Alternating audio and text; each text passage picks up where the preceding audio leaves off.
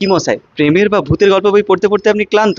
তাহলে আপনার জন্য একটি সুখবর, কারণ আজকে আমি এমন একটি বই এনেছি যে বইটি প্রেম বা ভূত থেকে বহু দূরে, অর্থাৎ ঐতিহাসিক গল্প কাহিনী। সৎভাবে বলুন তো, ইতিহাস পড়তে আর শুনতে কোনটা বেশি ভালো লাগে? আমার কিন্তু ইতিহাস শুনতে বেশি ভালো লাগতো, অর্থাৎ ঐতিহাসিক কাহিনী শুনতে বেশি ভালো লাগতো।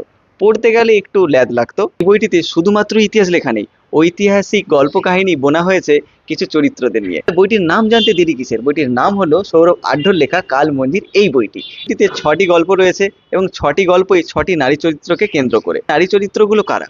সেই নারী চরিত্রগুলো তারাই যাদেরকে নিয়ে আমরা খুব বেশি জানি না, যাদের সম্পর্কে আমরা খুব বেশি পড়ি না, তাদের নিয়েই ঐতিহাসিক প্রেক্ষাপটে বোনা হয়েছে এই ছয়টি গল্প। এই বৃত্তি প্রকাশনী থেকে প্রকাশিত বইটির প্রচ্ছদ এঁকেছেন সৌম্য আঢ্য, অলঙ্করণ করেছেন সৌরভ আঢ্য এবং এই বইটির মুদ্রিত মূল্য হচ্ছে 322 টাকা। আপনার যদি ভূত প্রেত বা প্রেম এই বিষয়ের গল্প বই পড়তে পড়তে একঘেয়েমি ধরে গেছে, তাহলে আপনার জন্য স্বাদ বদলের জন্য এই বইটি পারফেক্ট। এই বইটি পড়তে গেলে কয়েকটা জিনিস আমার ভালো খারাপ লেগেছে। বইটির 6টি গল্প 6টি নারী কেন্দ্রিক। এই নারীদের সম্পর্কে আপনি যখন জানবেন, আপনি অবাক হবেন যে এনাদের সম্পর্কে আগে আমরা কেন জানতে পারিনি। যেটা আমার ভালো লাগেনি সেটা হলো বইটির গল্পের স্রোত।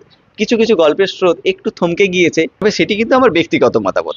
আপনার কেমন লেগেছে সেটা আপনি বইটি পড়লে বুঝতে পারবেন। এই বইটি সম্পর্কে কি আগে আপনি জানতেন? যদি জানতেন তাহলে কমেন্ট করে জানিয়ে দিন যে এই বইটি আপনার পড়া হয়ে গেছে। যদি না জেনে থাকেন তাহলে জানেন দারুণ দারুণ বইয়ের খবর পেতে আপনাকে কোথায় আসতে হবে? বাবাই দা বুক টিপ এই চ্যানেলে। তাহলে অবশ্যই চ্যানেলটা সাবস্ক্রাইব করে দিন।